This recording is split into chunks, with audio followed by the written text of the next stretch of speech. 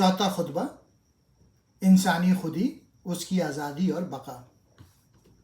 اس خطبے میں علامہ اقبال نے قرآن کا تصور انسان کیا ہے، قرآن عظمت آدم کا کیوں قائل ہے، روح اور مادے کے باہمی ربط کی نوعیت کیا ہے، کیا روح جسم کی ترقی یافتہ شکل ہے، حصول علم کے 3 ذرائع کون سے ہیں، تصوف اور علم باطن کی کیا اہمیت ہے، نفس انسانی یا خودی کی اہمیت و افادیت کیا ہے، خودی اور زمان و مکان کا باہمی رشتہ کیا ہے، مسئلہ جبر و قدر اور خودی کی آزادی کی نوعیت اور دائرہ اختیار کیا ہے۔ اس وقت ہمیں اسلام کی تشکیل جدید کی ضرورت ہے۔ مسئلہ بقائے روح یا حیات بعد الممات کے ساتھ خودی اور روح کا کیا تعلق ہے، جنت اور دوزخ کی حقیقت کیا ہے، خودی اور نظریہ ارتقاء۔ خودی اقبال کی مشہور و معروف اصطلاحات میں سے ایک ہے۔ اگر یہ کہا جائے کہ وہ زندگی کے تمام مسائل کو خودی کے حوالے سے حل کرنا چاہتے ہیں تو اس میں ہرگز کوئی مبالغہ نہ ہوگا۔ وہ خودی کو تکبر و غرور کے بجائے نہایت وسیع معنوں میں استعمال کرتے ہیں۔ وہ اسے راز درون حیات اور بیداری کائنات کہتے ہیں۔ وہ خودی کو مختلف شکلوں مثلا زندگی، خود نگری، عشق اور تسخیر زمان و مکان میں جلوہ گر دیکھتے ہیں۔ اس خطبے میں علامہ اقبال نے انسانی خودی کی نوعیت، اہمیت، افادیت پر روشنی ڈالی ہے۔ انہوں نے اس موضوع پر نفسیاتی، فلسفیانہ، مذہبی اور سائنسی نقطہ نظر سے بحث کی ہے۔ انہوں نے ہمیں یہ بھی بتایا ہے کہ خودی کس حد تک خود مختار اور کس حد تک مجبور ہے۔ اس ضمن میں انہوں نے مسئلہ جبر و قدر کو بیان کیا ہے۔ خودی کی بحث کے سلسلے میں اقبال نے مسئلہ روح و بدن پر بھی اظہار خیال کیا ہے۔ خودی اور علم کے باہمی ربط کو واضح کرنے کے لیے انہوں نے علم کے 3 سرچشموں کا حوالہ دیا ہے۔ ان کی رائے میں خودی کا ہم نہ صرف عقلی بلکہ وجدانی طور پر بھی ادراک کر سکتے ہیں۔ اس امر کی تشریح کے لیے انہوں نے علم باطن، تصوف اور مذہب کی بحث چھیڑی ہے۔ علاوہ ازیں انہوں نے اس خطبے میں اس بات کا بھی ذکر کیا ہے کہ خودی اپنے آپ کو مضبوط اور مکمل بنانے کے بعد بے پایاں قوت کی مالک بن جاتی ہے، جس کا لازماً نتیجہ یہ ہوتا ہے کہ وہ بقائے دوام اور تسخیر زمان و مکان کو حاصل کر سکتی ہے۔ اقبال نے اس خطبے کے آغاز میں عظمت انسان کو قرآنی نقطہ نظر سے بیان کیا ہے۔ انسان کی تقدیر اور اس کی زندگی کی وحدت کے بارے میں قرآن نے خاص نظریہ پیش کیا ہے۔ چونکہ قرآن انسان کو بے مثال انفرادیت کا حامل تصور کرتا ہے، اس لیے وہ اس بات کو ناممکن قرار دیتا ہے کہ ایک انسان دوسرے انسان کا بوجھ اٹھائے۔ اس نقطہ نظر کی روح سے انسان صرف اسی چیز کا مستحق ہے جس کے لیے وہ ذاتی طور پر کوشش کرتا ہے۔ یہ وجہ ہے کہ ہر انسان کو صرف اپنے اعمال ہی کا ذمہ دار ہونا پڑے گا۔ اس بنا پر قرآن عیسائیوں کے تصور کفارہ کی پرزور تردید کرتا ہے۔ اقبال کہتے ہیں، مطالعہ قرآن کے بعد ہمیں 3 باتیں بالکل واضح دکھائی دیتی ہیں کہ انسان خدا کی برگزیدہ مخلوق ہے۔ دوسری اہم بات یہ ہے کہ انسان اپنی تمام کوتاہیوں کے باوجود زمین پر خدا کا نائب بن سکتا ہے۔ تیسری ضروری بات یہ ہے کہ انسان آزاد شخصیت کا حامی ہے جسے اس نے خطرہ مول لے کر قبول کیا تھا۔ اقبال کسی طرح بھی جسم و جان، قلب و قالب اور روح اور مادے کی سنویت میں یقین نہیں رکھتا۔ اس کی رائے میں یہ دونوں چیزیں ایک ہی حقیقت کے 2 پہلو ہیں۔ وہ اس معرکہ روح و بدن کو بنی نوع انسان کے لیے مضر خیال کرتا ہے۔ ان کے خیال میں صرف بلند پایہ تصوف ہی نے باطنی تجربات و واردات کی وحدت کے مفہوم کو سمجھنے کی کوشش کی ہے۔ قرآن کی روح سے حصول علم کے بڑے بڑے سرچشمے ہیں۔ اقبال چاہتے تھے کہ اسلامی تعلیمات کو جدید علوم کی روشنی میں دنیا کے سامنے پیش کیا جائے تاکہ لوگ عقلی طور پر بھی اسلام کے حقائق کو تسلیم کرنے سلسلے میں اقبال فرماتے ہیں، ہمارے لیے اب ایک ہی راستہ باقی ہے اور وہ یہ ہے کہ ہم علوم جدید کی طرف ادب و احترام کے ساتھ آزادی رائے کو برقرار رکھتے ہوئے بڑھیں اور اسلام کی تعلیمات کو ان علوم کی روشنی میں بیان کریں۔ ہو سکتا ہے اس زمن میں ہم اپنے معتقدین میں سے اختلاف رائے رکھیں۔ اقبال کی رائے میں خودی انفرادیت کی حامل اور خلوت پسند ہوا کرتی ہے۔ ہر نفس انسانی خاص خاص خواہشات، احساسات، جذبات، نظریات اور طبیعت کا مالک ہوا کرتا ہے۔ اس لیے ہر شخص کی پسند اور ناپسند دوسروں کی پسند اور ناپسند سے مختلف ہوتی ہے۔ خودی کے اس اہم پہلو پر روشنی ڈالتے ہوئے علامہ فرماتے ہیں، کسی خاص چیز کے لیے میری خواہش بنیادی طور پہ میری ہی خواہش ہے۔ اس خواہش کی تکمیل سے مجھے ہی خوشی حاصل ہوتی ہے۔ اسی طرح اگر میرے دانت میں درد ہو تو ممکن ہے اس سلسلے میں دندان ساز میرے ساتھ اظہار ہمدردی کرے، لیکن اسے میری تکلیف کا احساس نہیں ہو سکتا۔ قصہ کوتا، میری خوشیاں، تکلیفیں اور خواہشات مکمل طور پر میری اپنی ہیں۔ یہ تمام چیزیں میری ذاتی خودی کا جزو ہیں۔ میرے احساسات محبت و نفرت، میرے فیصلہ جات اور عزائم صرف میری ذات سے متعلق ہیں۔ دوسری مثال یہ ہے کہ جب میں کسی جگہ یا شخص کو پہچانتا ہوں تو یہ شناخت میرے گزشتہ تجربات کی ترجمانی ہوتی ہے۔ اس کا تعلق میری ذات ہی سے ہوتا ہے، نہ کہ کسی اور خودی کے گزشتہ تجربات سے۔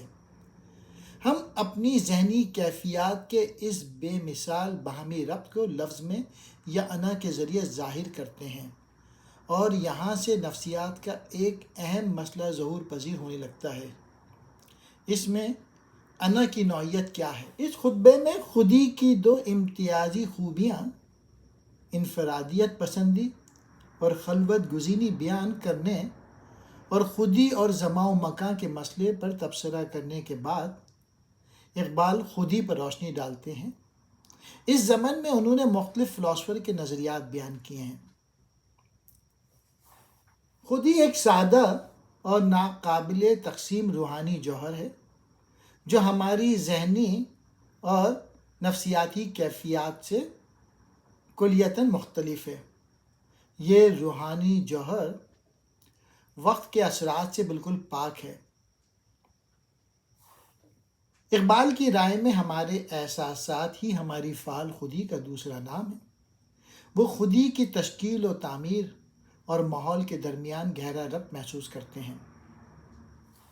خودی کی زندگی دراصل ایک قسم کی کشمکش ہے جو خودی اور ماحول کی باہمی آویزش کی بنا پر معرض وجود میں آتی ہے۔ جہاں تک قرآنی تصور خودی کا تعلق ہے، اے نبی، لوگ آپ سے روح کی حقیقت کے بارے میں سوال کرتے ہیں۔ آپ ان سے کہہ دیجئے کہ روح میرے پروردگار کا امر ہے۔ قرآن خدا کو انسانی روح کا سرچشمہ قرار دیتا ہے۔ اقبال خودی کو شے کے بجائے عمل تصور کرتے ہیں۔ میری شخصیت کوئی شے نہیں بلکہ یہ ایک عمل ہے۔ اقبال مادیت کے بجائے روحانیت میں یقین رکھتے ہیں۔